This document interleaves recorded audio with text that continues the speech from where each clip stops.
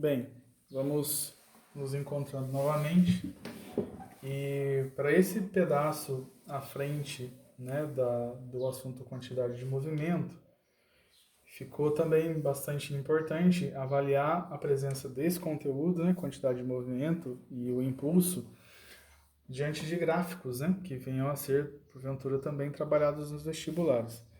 Então, uma observação bem legal de ser feita nesse trecho é em relação ao comportamento das forças, né? E que, de certa maneira, na fórmula do impulso, né? Que a gente vai pensar impulso, grandeza vetorial, igual ao produto da força, né? Também grandeza vetorial, em relação ao intervalo de tempo. Esse impulso pode ser previsto na visualização gráfica.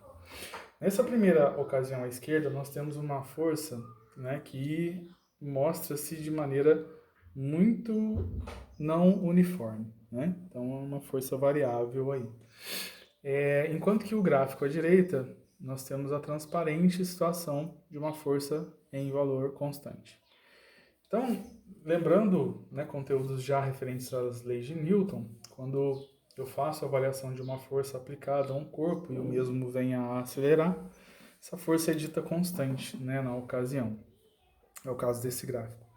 Nesse caso aqui, a gente tem força variante, né, que segue uma determinada função aqui, envolvendo variáveis de potências em graus diferentes. Então, por exemplo, uma equação de primeiro grau, né? E agora, será que o gráfico ele tem alguma observação, né, em relação a aplicações de vestibulares? Tem sim, né? Então, na ocasião gráfica, a gente vai perceber que sob a curva existe uma área, né? Aqui também sob a reta existe uma área, que é muito bem definida nessa ocasião através do produto base vezes a altura, né? E eu vou perceber que essa área ela é relevante a uma proposta em que eu queira fazer o produto entre o intervalo de tempo aqui, ó, entre esse tempo aqui, e ainda a força, que por sua vez tem essa ordenada. Ou seja, essa fórmula ela é visivelmente percebida nesse gráfico. Mais ainda, então, nós podemos afirmar que diante de um gráfico, o impulso, né, ele vai ser numericamente igual, né? Então, numericamente igual ao valor da área desse gráfico. Então, é importante lembrar uma situação prática em exercícios é que se eu tiver, né, numa ocasião de exercício de vestibular, a força, né, associada num gráfico com o tempo, o gráfico, né, apresentado, no caso a área sob a reta, vai definir numericamente o cálculo desse impulso dado em Newton vezes segundo. O mesmo vai acontecer também no gráfico aqui à esquerda, só que não dentro do domínio do ensino médio, onde a área dessa figura, com essa parte aqui não constante, já está associada a um cálculo que já envolve a universidade, que é o cálculo de integral, né? Para definir-se então a área. Bom, fica bem importante também nós citarmos nesse período, nesse momento da aula,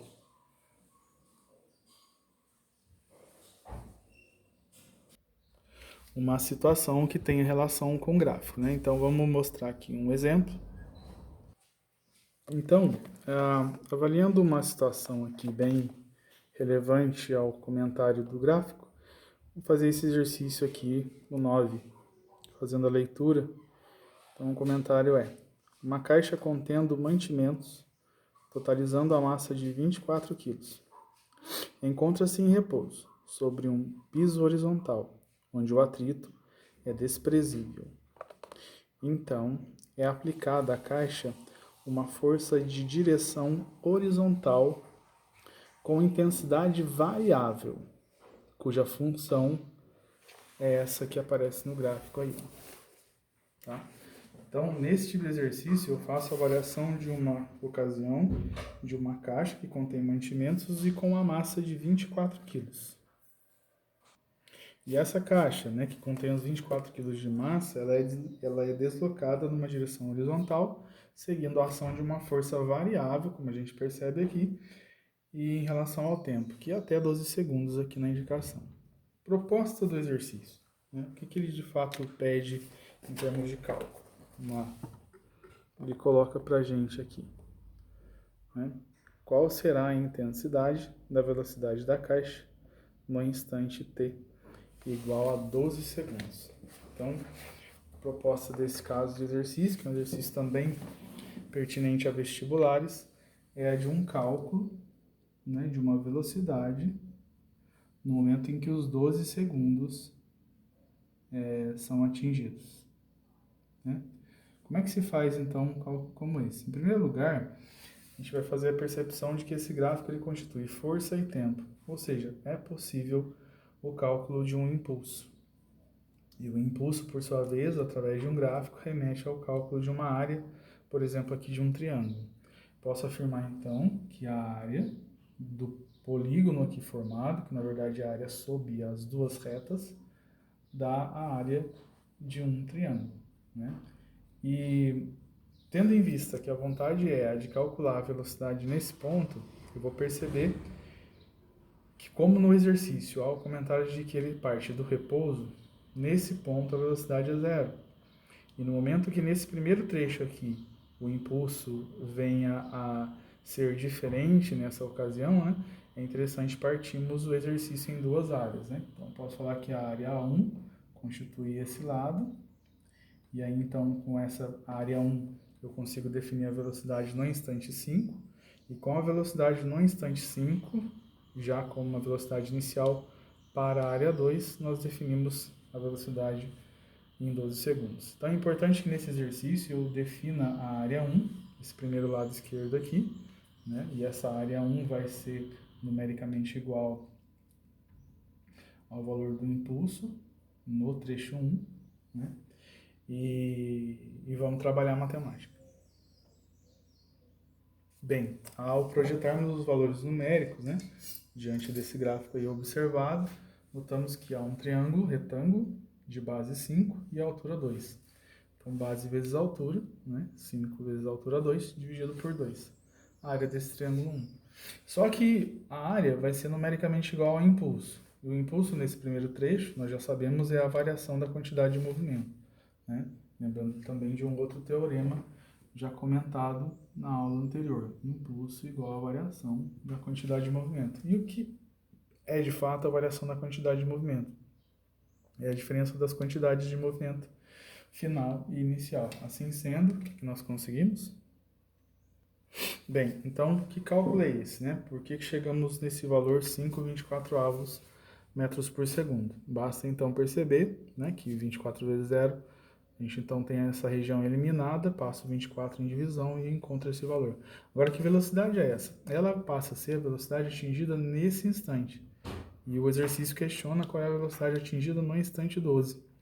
Então, basicamente, daqui para frente, eu tenho um outro comportamento de ação de força, né? E, de certa forma, essa força ela passa a reduzir, né, em intensidade conforme o tempo vai avançando. Então, nesse momento, eu vou entender que ele atingiu uma velocidade final a partir da inicial 5,24 avos e, por sua vez, vai atingir uma velocidade final nesse trecho aqui após os 12 segundos decorridos. Vamos lembrar que o que importa agora para a área 2 é o intervalo de 5 a 12, né, o que vai dar 7 segundos. Ainda a avaliação aqui da altura do triângulo, que continua sendo 2, mas agora a velocidade inicial nesse trecho aqui, no ápice do valor da força, vai ser essa, enquanto que a final a gente vai procurar novamente e encerrar o exercício. Vamos para a parte 2 então. Então, novamente, agora pensando em termos do cálculo para a área 2, essa região aqui. Então, a área 2 envolve novamente um triângulo retângulo, né, cuja base aqui tem valor 7, né, e a altura continua sendo 2. Então, a área do triângulo retângulo, base 7 vezes a altura 2, dividido por 2 novamente. Isso vai ser igual, a massa dele continua sendo os 24 kg. A velocidade fim é a velocidade que nós procuramos. E novamente aqui agora, massa 24, onde a velocidade inicial para nós vai ser os 5,24 avos, que já foi um cálculo realizado no no momento da área 1, né, em que estávamos trabalhando. Então, aqui, pela matemática, simplifico, 7 igual a 24 vezes v, que é a nova velocidade que queremos. Simplificamos aqui o 24 com o 24, que dá menos 5. Esse menos 5 ele vem para o lado esquerdo da equação, então somando ao 7, aí nós teremos 12 igual a 24v. Ou seja, velocidade igual a 12 sobre 24, o que dá 0,5 metros por segundo. Né? Bem, então o que percebemos é que no cálculo, né, associado a gráficos para a quantidade de movimento, basta observar o elemento força na ordenada, o elemento tempo na abscissa, né, e não se perder quanto à avaliação dos tipos de gráfico que estão associados. Aqui a gente tem um exercício mais completo, né, onde o nível de dificuldade ele fica um pouquinho mais alto. Mas continuando, vamos comentar a respeito do chamado coeficiente de restituição. Então, esse coeficiente de restituição ele se torna um elemento a mais, né, nos cálculos com a parte de colisões, de quantidade de movimento, em que ele implica, de certa forma, a avaliação da colisão. A gente vai imaginar que no momento em que um corpo colige ao outro, circunstâncias possíveis vão ser apresentadas no exercício. No momento da colisão, os corpos se aproximam. Após a colisão, eles podem se afastar. No momento da colisão, aliás, após a colisão, eles podem se unir e continuar se deslocando juntos, né? Imaginem a situação envolvendo um choque entre automóveis num acidente de trânsito, né? Então, fica simples perceber que no momento da colisão, né, em algumas circunstâncias, os automóveis envolvidos, eles se juntam e se deslocam junto após o acidente. Ou ainda numa ocasião em que há, apesar da colisão, a separação dos mesmos. Então, esses tipos de colisões, eles são classificados, né, como colisões elásticas, colisões parcialmente elásticas e colisões inelásticas, onde a gente comenta a união dos corpos entre si, né? Eles se unem após a colisão. Tendo em vista esses tipos de colisões, que são 3, a gente vai fazer uma avaliação do coeficiente de restituição. Então, o coeficiente de restituição passa a ser um valor, um cálculo numérico, né, de adimensional, ou seja, não vou apresentar a unidade para ele, para que através dos valores dele, né, do coeficiente de restituição, a gente consiga classificar a forma como essa colisão aconteceu. Se foi perfeitamente elástica, se foi parcialmente elástica, ou se ainda foi inelástica, né, quando há a união entre os corpos. Vamos tentar diagramar aqui as 3 situações para dar uma clareza um pouco maior. Então, primeira situação, avaliem, né, esse diagrama como uma situação inicial, uma situação final, e aqui essa seta representando a colisão entre elas. O que nós temos? 2 esferas se deslocando para a direita. Na realidade, a esfera A se desloca para a direita com uma velocidade diferente de 0 e a esfera B parada inicialmente.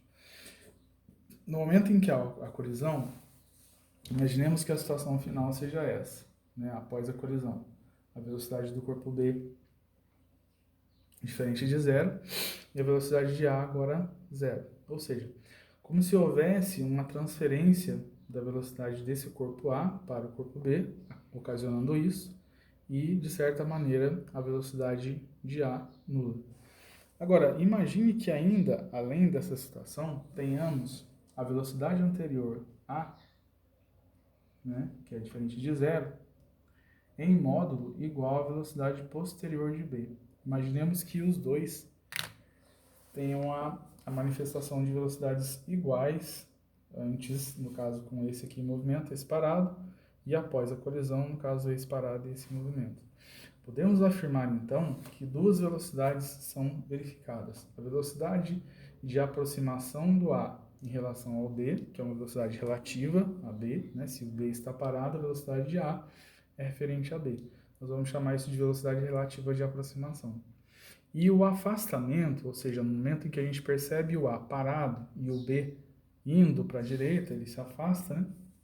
Essa velocidade B sendo igual ao A, eu tenho uma velocidade de afastamento VRAF, né, velocidade relativa de afastamento, igual à velocidade relativa de aproximação. Se esses dois valores, antes, aproximação, posteriormente, afastamento, forem iguais, eu tenho a razão do coeficiente de restituição igual a 1. E nessa ocasião, então, o coeficiente de restituição classifica a colisão como perfeitamente elástica, né? E qual é a ideia? Avaliar o tipo de colisão decorrente do processo de choque mecânico. Se a velocidade de aproximação tiver o mesmo valor da velocidade relativa, né, de afastamento, melhor dizendo, se a velocidade relativa de aproximação for igual à velocidade relativa de afastamento, nós teremos um tipo de colisão que classificaremos como perfeitamente elástica, onde o E, né, o coeficiente de restituição, então será igual a 1.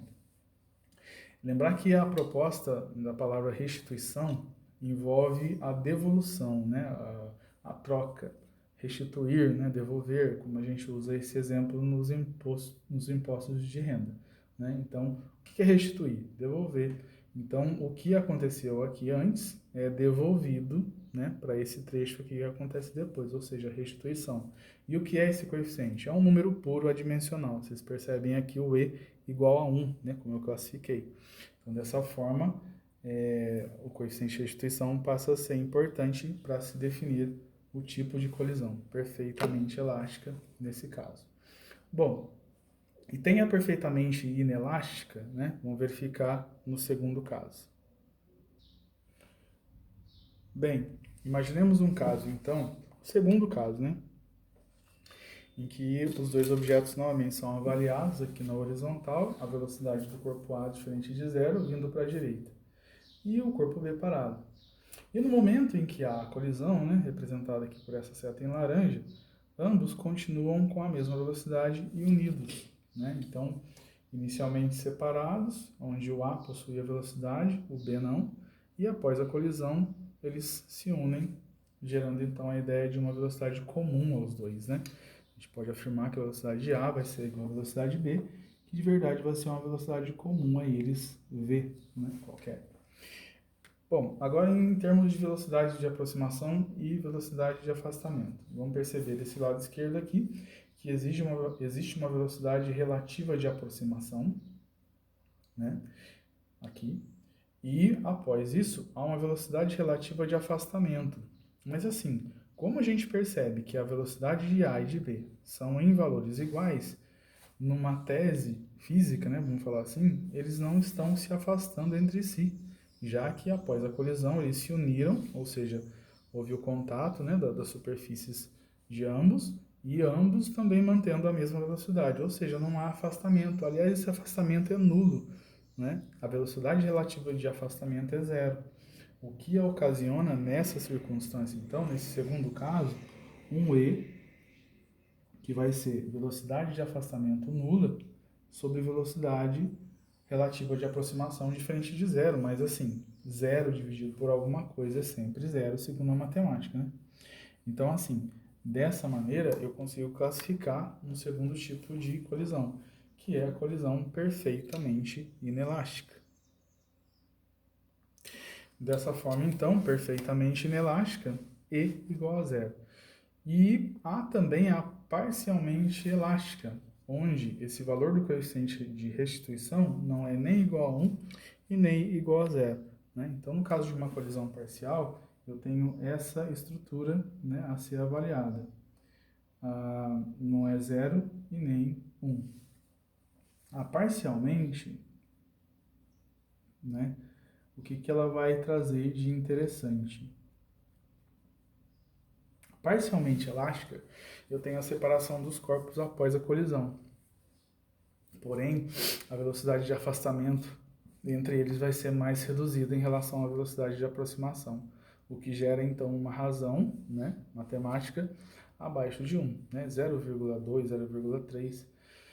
E de certa maneira então teremos três tipos, né, de colisões a serem observadas relacionadas ao chamado coeficiente de restituição. O que ele é de fato, coeficiente de restituição? Coeficiente de restituição é uma avaliação do processo de colisão mecânica em que eu faça a razão entre os valores de velocidades relativas, né? Velocidades relativas entre os corpos envolvidos. Se a velocidade relativa de afastamento for igual à velocidade relativa de aproximação, essa colisão é perfeitamente elástica. Ou seja, o E vai ser igual a 1, né? Perfeitamente elástica. Agora, e se eu tiver uma situação em que as velocidades relativas não sejam iguais? Por exemplo, a ocasião em que a velocidade relativa de afastamento seja nula, os corpos se unam após a colisão, né? Então, eu tenho o caso de uma perfeitamente inelástica, onde esse E vai ser igual a zero. Os corpos unindo-se, né, através do processo de colisão, eu tenho o E igual a zero. Agora, e se eu não tiver nenhum e nem zero? Parcialmente elástica.